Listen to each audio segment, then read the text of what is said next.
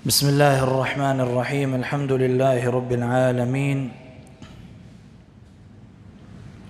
والصلاة والسلام على أشرف الأنبياء وسيد المرسلين نبينا محمد وعلى آله وصحبه أجمعين. أما بعد، قال الله جل وعلا في كلامه المجيد: أعوذ بالله من الشيطان الرجيم. بسم الله الرحمن الرحيم. ألهاكم التكاثر، تکاثر نے تمہیں غافل کر دیا ہے. الہاکم التکاثر، تکاثر نے تمہیں غافل کر دیا ہے. تکاثر کا معنی ہوتا ہے کثرت کی چاہت، زیادہ سے زیادہ ملتا جائے ملتا جائے ملتا جائے. تو اس چیز نے تمہیں غافل کر دیا ہے. حتی زرتم المقابر، یہاں تک کہ تم مقابر قبرستانوں میں جا پہنچو گے. کلا سوف تعلمون، ہرگز نہیں، سوف تعلمون، تمہیں جلد معلوم ہو جائے گا. ثم کلا سوف تعلمون، ہرگز نہیں، پھر تمہیں جلد معلوم ہو جائے گا. کلا لو تعلمون علم الیقین، اور ہرگز نہیں اگر تم یقینی طور پر جان لو، لترون الجحیم، تو بے شک تم جہنم کو دیکھ لو گے. ثم لترونها عین الیقین، پھر تم اسے یقین کی آنکھ سے دیکھو گے. ثم لتسألن یومئذ عن النعیم، پھر اس دن تم ضرور نعمتوں کے جواب دہ ہوگے، تم سے سوال کیا جائے گا. یہ قرآن پاک کی چھوٹی سی سورہ مبارکہ ہے، سورۃ التکاثر. اس میں ہماری تربیت کے لیے بہت ساری باتیں کی گئی ہیں. ہمارے سوچنے کے انداز کیسے ہونے چاہیے، ہم نے دنیا کے اندر کس چیز کو ترجیح دینی ہے، ہماری ترجیحات کیا ہونی چاہیے، اس حوالے سے اس سورہ مبارکہ میں بہت کچھ سیکھنے کو ملتا ہے. اللہ رب العزت نے یہاں ایک کام سے ڈرایا ہے اور اس کا نقصان بیان کیا. فرمایا الہاکم التکاثر، الہاکم، تمہیں غافل کر دیا ہے. التکاثر، تکاثر نے یعنی کثرت کی چاہت نے، زیادہ خواہشات، زیادہ دنیا کا کوئی دنیا کی حصول کی چاہت نے تمہیں غافل کر دیا ہے. اور اس میں کون کون سی چیزیں آتی ہیں؟ مال بھی آ جاتا ہے، دنیا کا کوئی منصب بھی آ جاتا ہے، بڑے سے بڑا منصب حاصل کرنا، شہرت بھی آ جاتی ہے، کوئی بھی چیز دنیا کی آ سکتی ہے.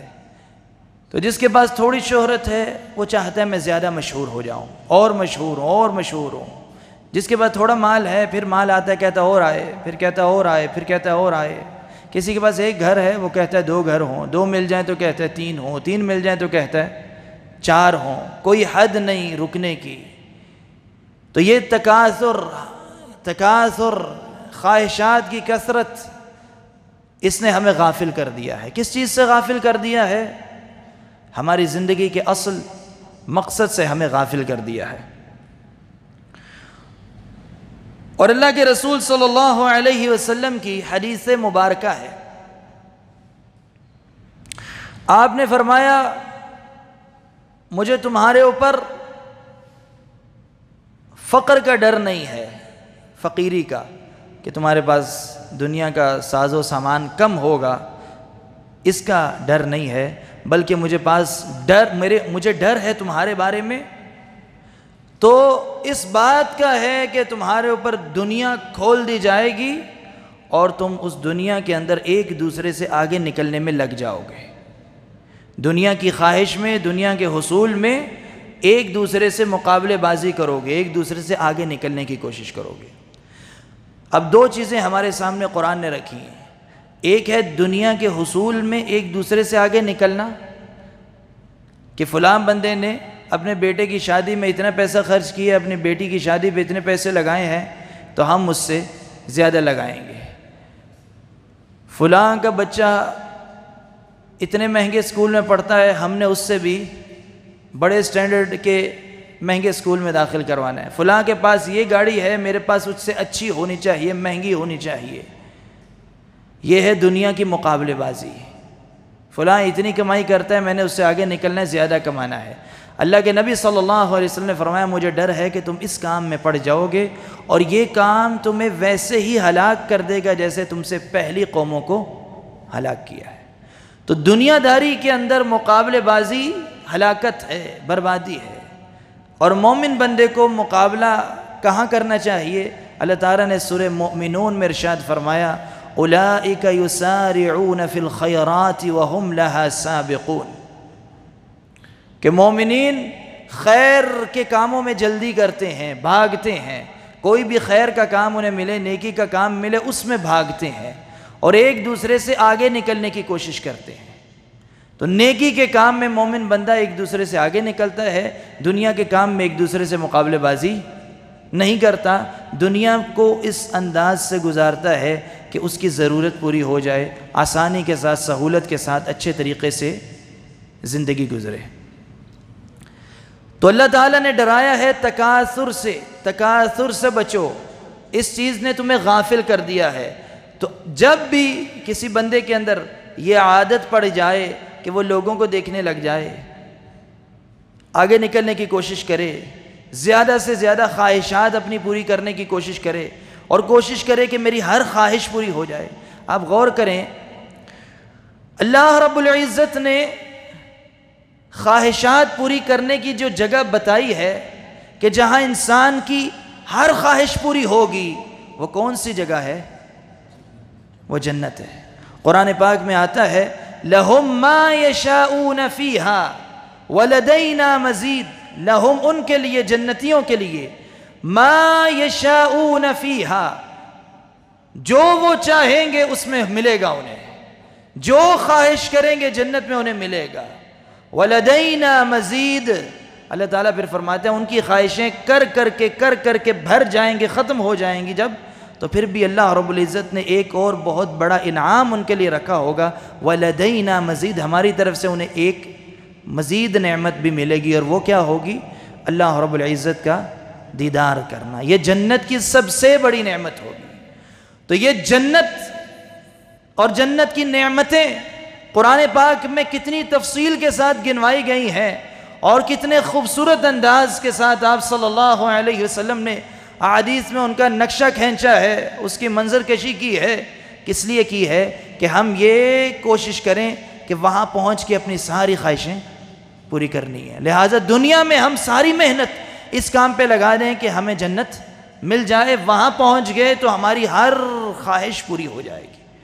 لیکن ہم کیا کرتے ہیں؟ ہم کہتے ہیں دنیا میں ہی پوری ہو جائیں، دنیا میں ہی ساری خواہشیں پوری ہو جائیں۔ تو دنیا میں آپ صلی اللہ علیہ وسلم نے فرمایا کیسے رہو؟ حدیث مبارکہ میں آتا ہے کن فی الدنیا کأنک غریب او عابر سبیل، دنیا میں ایسے رہو جیسے تم غریب ہو، اجنبی ہو، مسافر ہو، تم یہاں ہمیشہ رہنے نہیں آئے، بہت لمبی زندگی نہیں گزارنے آئے کہ ہزاروں سال یہاں رہنا ہے یا یہیں رہ جانا ہے۔ تو دنیا میں ایسے رہو جیسے تم اجنبی ہو۔ 60-70 سال کی زیادہ سے زیادہ زندگی ہے، بہت کم اس سے اوپر جاتے ہیں، اور کتنے ہی ایسے ہیں جو پیدا ہوتے ہی مر جاتے ہیں، کتنے ہی ایسے ہیں جو عین جوانی کے وقت مر جاتے ہیں، رات کو سوتے ہیں اور صبح جاگتے نہیں، صبح ان کی میت ملتی ہے، رات کو ہی روح پرواز کر جاتی ہے۔ تو دنیا میں ایسے رہو جیسے تم غریب ہو، غریب کا معنی ہے اجنبی ہو، او عابر السبیل، جیسے راستہ عبور کرنے آئے ہو، راستہ پار کرنے آئے ہو۔ یہ انداز ہونا چاہیے دنیا کی زندگی گزارنے کا۔ اور جو مسافر ہوتا ہے وہ کتنا ساز و سامان اکٹھا کرتا ہے اپنے لیے، دوران سفر آپ کتنا سامان لے کر جاتے ہیں، کتنا لے کر جاتے ہیں؟ جتنا ہمیں ضرورت ہوتی ہے۔ کوئی اضافی سامان اپنی گاڑی میں لاد لے سفر کے دوران تو اس پہ بوجھ بن جائے گا کہ نہیں بن جائے گا؟ وہ بے وقوفی ہوگا۔ تو دنیا میں ہم یہ سفر کرنے آئے ہیں، مسافر کی طرح زندگی گزارنی ہے، یہ ہمارا اصل ٹھکانہ نہیں۔ لہٰذا یہاں ساری خواہشات پوری کرنے کی کوشش نہیں کرنی. ہر خواہش پوری کرنے کی جگہ کہاں ہے؟ جنت ہے. لیکن ہم لوگ اس کے باوجود بھی اسی چیز کی طرف لگے رہتے ہیں. صبح سے شام تک ہماری توجہ اس بات کی طرف بہت کم جاتی ہے کہ ہم دنیا میں کس لیے آئے ہیں. ہماری ساری توجہ ہماری خواہشات پوری کرنے کی طرف جاتی ہے. اللہ تعالیٰ نے فرمایا تمہیں اسی تکاثر نے غافل کیا ہے حتیٰ زرتم المقابر، حتیٰ کہ ایک وقت آ جائے گا مر جاؤ گے اور قبر میں چلے جاؤ گے، قبر کی زیارت کرو گے. تو مرنے کے بعد ہم نے کہاں جانا ہے؟ قبر میں. ان دونوں باتوں کو جوڑا گیا ہے کہ تم جتنی بھی خواہشیں پوری کر لو، حتیٰ کہ جانا کہاں ہے؟ قبر میں. اور جتنی خواہشات پوری کر لو، انہوں نے تمہیں قبر میں کوئی فائدہ نہیں دینا. کسی نے بڑا مال اور دولت جمع کیا، انبار لگائے، اس کے ساتھ 1 روپیہ بھی نہیں جانا. کسی نے کتنی شہرت حاصل کی، قبر کے اندر کسی نے اسے نہیں پہچاننا کہ بڑا مشہور آدمی تھا یا عام آدمی تھا. کوئی کتنے ہی بڑے منصب والا ہے، کرسی والا ہے، قبر کے اندر مٹی کے اندر ہی ہے. اللہ ہی بہتر جانتا ہے کہ قبر کے اندر اس کا کیا حال ہو رہا ہے. تو اللہ رب العزت نے قبر کو یہاں جوڑا ہے تکاثر کے ساتھ کہ تکاثر نے تمہیں غافل کر دیا ہے حتیٰ کہ تم کہاں چلے جاؤ گے؟ قبر میں چلے جاؤ گے. جانا جب تم نے قبر میں ہے تو پھر اتنی لمبی چوڑی خواہشات کی لسٹ بنانے کا کیا فائدہ؟ اور پھر قبر بھی ہمیشہ رہنے کی جگہ نہیں، قبر سے بھی اٹھائے جانا ہے، اللہ تعالیٰ کے سامنے پیش ہونا ہے. پھر تمہارے بارے میں فیصلہ کیا جائے گا کہ تمہارا ٹھکانہ کون سا ہے، جنت ہے یا دوزخ ہے، آگ ہے. حتیٰ زرتم المقابر، دنیا سے کہاں جانا ہے ہم نے؟ قبر کی زیارت کی طرف جانا ہے. قبر کی زیارت کے بعد پھر آگے ہمارا معاملہ شروع ہونا ہے جب ہم دوبارہ اٹھائے جائیں گے. اس کے بارے میں اللہ تعالیٰ نے فرمایا کَلَّا سَوْفَ تَعْلَمُونَ، ان قریب تم جان لو گے، تمہیں پتہ چل جائے گا کہ یہ تکاثر اور تفاخر اور بڑی بڑے دعوے کرنا اور ہر چیز پہ فخر کرنا، ایک دوسرے کو دکھانا، ایک دوسرے سے آگے نکلنا، ان تمام چیزوں کا کوئی فائدہ نہیں ہے. کَلَّا سَوْفَ تَعْلَمُونَ، ان قریب تمہیں یہ سب پتہ چل جائے گا. آگے فرمایا ثُمَّ كَلَّا سَوْفَ تَعْلَمُونَ، دوبارہ یہی بات تاکید کے لیے فرمائی. پھر ہرگز نہیں یہ نہ سمجھنا کہ یہ سب چیزیں فائدے مند ہیں، بلکہ ان قریب تمہیں پتہ چل جائے گا کہ یہ ساری چیزیں کوئی فائدہ دینے والی نہیں ہیں. كَلَّا لَوْ تَعْلَمُونَ عِلْمَ الْيَقِينِ، ہرگز نہیں اگر تم یقینی طور پر جان لو گے. جب تم قبر کے اندر جاؤ گے تو تمہیں یقین آ جائے گا. جب تم قبر سے اٹھائے جاؤ گے تم اپنا انجام دیکھو گے، حالات مختلف دیکھو گے تو تمہیں یقین آ جائے گا. بلکہ علم یقین تو اس سے پہلے بھی آ جاتا ہے کہ جب بندہ دنیا کے اندر قرآن پڑھتا ہے، حدیث پڑھتا ہے، بار بار جنت کا اور جہنم کا ذکر پڑھتا ہے تو اسے یقینی علم ہو جانا چاہیے کہ یہ ساری چیزیں کوئی فائدہ دینے والی نہیں ہیں. اور اللہ تعالیٰ نے دنیا کی زندگی کی ایک بڑی پیاری آیت ہے دنیا کی زندگی کے بارے میں، فرمایا انما الحیات الدنیا لعب ولہو وزینۃ وتفاخر بینکم فی الاموال والاولاد. یہ دنیا کی زندگی کھیل تماشا ہے، لہو ہے، وقت ضائع کرنے والی ہے. یعنی اسی کو اگر فوکس کرو گے، اسی پہ محنت کرو گے دنیا ہی بہتر کرنے پہ، تو وقت ضائع کر دو گے. اور یہ ظاہری خوبصورتی ہے. ایک بندہ کتنے بھی اچھے کپڑے پہننے والا ہے، مہنگے سے مہنگے کپڑے پہنے، مہنگی سواری رہے، بڑی سے بڑی رہائش اختیار کرے، بڑی لگژری قسم کی مہنگی ترین رہائش بنا لے، آخر میں جانا اس نے کہاں ہے؟ جانا کہاں ہے؟ مٹی کے اندر. جتنا اس کا سائز ہے اتنی کھودنی ہے قبر. اور پھر لباس کون سا پہننا ہے ہم نے؟ کون سا سوٹ پہننا ہے؟ کون سے ڈیزائن کا ہوگا؟ کون سا برانڈ ہوگا؟ کوئی کفن کا کوئی برانڈ نہیں ہوتا. جانا کہاں ہے؟ قبر میں مٹی میں جو ہماری اصل ہے اسی کی طرف لوٹ کے جانا ہے، اور کفن پہن کے جانا ہے، اور پھر ہمارے رشتہ داروں نے سب نے چھوڑ کے آ جانا ہے، کوئی چیز کام نہیں آنی۔ تو اللہ تعالیٰ نے فرمایا یہ ظاہری خوبصورتی ہے، اس کے دھوکے میں نہ ہو۔ وَتَفَاخُرٌ بَيْنَكُمْ فِي الْأَمْوَالِ وَالْأَوْلَادِ، اور یہ دنیا کی زندگی مال اور اولاد میں فخر کرتے ہیں لوگ، تفاخر کرتے کرتے گزار دیتے ہیں، ایک دوسرے کے سامنے اپنے آپ کو بڑا بتاتے بتاتے گزار دیتے ہیں۔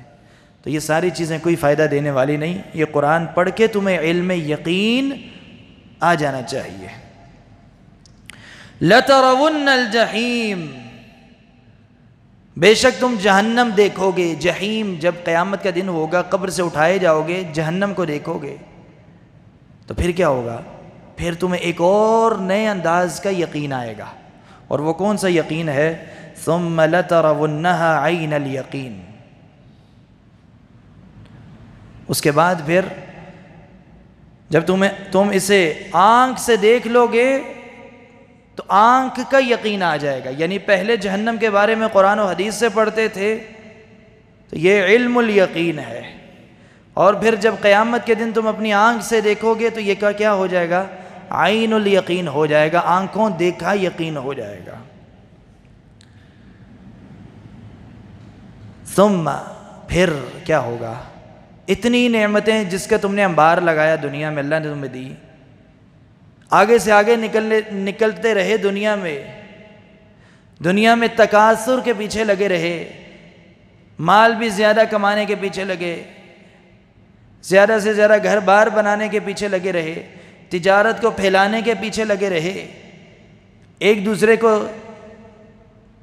نیچا دکھانے کے لیے ایک دوسرے پہ فخر کرتے رہے، مال دکھا کے، اولاد دکھا کے۔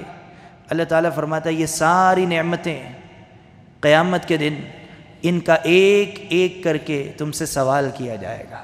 ثم لتسألن یومئذ، پھر ضرور تم سے سوال کیا جائے گا اس دن عن النعیم، ہر نعمت کے بارے میں جو اللہ تعالیٰ نے تمہیں عطا کی ہے۔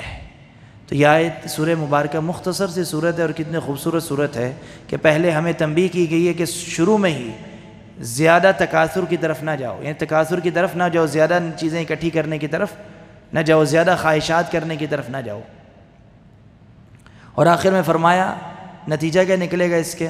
ثم لتسألن یومئذ، تمہیں جواب دینا ہونا پڑے گا۔ جتنا زیادہ کسی کے پاس دنیا میں مال ہوگا اس کا حساب بھی قیامت کے دن لمبا ہوگا۔ کیا خیال ہے؟ آج کل یہ کیس چل رہا تھا نا بہت سارے سیاستدانوں کا، ان سے کیا پوچھا جا رہا تھا؟ کیا پوچھا گیا؟ مال کہاں سے آیا؟ منی ٹریل لے کے آؤ۔ ہم سے بھی پوچھا جائے گا قیامت کے دن، ایک ایک بندے سے ایک ایک نعمت کے بارے میں سوال کیا جائے گا۔ جس کے پاس دنیا میں تھا ہی تھوڑا سا،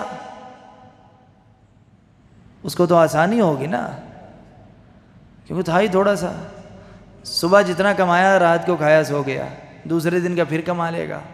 لیکن ایک بندے نے جائیداد اور دولت کے انبار لگائے ہوں گے، اس کو پتہ ہی نہیں ہوگا، دنیا میں نہیں پتہ کہ میرے پاس کتنا ہے، قیامت کے دن تو ویسے ہی ہوش اڑے ہوں گے۔ تو ایک ایک پائی کا قیامت کے دن جواب دینا پڑے گا۔ تو اللہ تعالیٰ نے ہمیں ڈرایا کہ اپنے اصل مقصد کی طرف رہو، تکاثر کی طرف نہ جاؤ، اور قیامت کے دن تمہیں اللہ تعالیٰ کی ایک ایک نعمت کا جواب دے ہونا پڑے گا۔ تو اس سے ہمیں ایک اور بھی اشارہ ملتا ہے کہ ہمیں کوشش یہ کرنی چاہیے کہ اپنی ساری توجہ آخرت بہتر بنانے میں لگائیں، اور دنیا کو اتنا بہتر بنائیں جتنی ہماری ضرورت ہے، جتنی ہماری ضرورت ہے۔ دنیا کے اندر بہت زیادہ فکر نہیں کرنی۔ اگر کسی کو اللہ تعالیٰ بیٹھے بٹھائی تھوڑے محنت کرنے کے بدلے بہت زیادہ مال دے دے تو اللہ کا شکر ادا کرے، صدقہ و خیرات کرے۔ لیکن ایک بندہ پاگلوں کی طرح اپنا ہدف بنا لے، اپنی فکر بنا لے، اپنا مقصد یہ بنا لے کہ میں نے مال ہی زیادہ کمانا ہے تو میں کامیاب ہوں گا، تو یہ ہے تکاثر، اس سے بچنا چاہیے۔ وقت زیادہ کس چیز پہ لگانا چاہیے؟ جو مقصد اللہ تعالیٰ نے دنیا میں ہمیں دے کر بھیجا ہے، جو بھی چیز اس مقصد سے غافل کرتی ہے اس چیز سے ہمیں بچنا چاہیے، اور وہ تکاثر ہے جس کے اوپر اللہ تعالیٰ نے سورہ مبارکہ میں تنبیہ کی۔ اللہ تعالیٰ سے دعا ہے اللہ تعالیٰ ہمیں سمجھنے کی توفیق عطا فرمائے۔ وصلی اللہ علی نبینا محمد وعلی آلہ وصحبہ اجمعین۔ جزاکم اللہ خیرا۔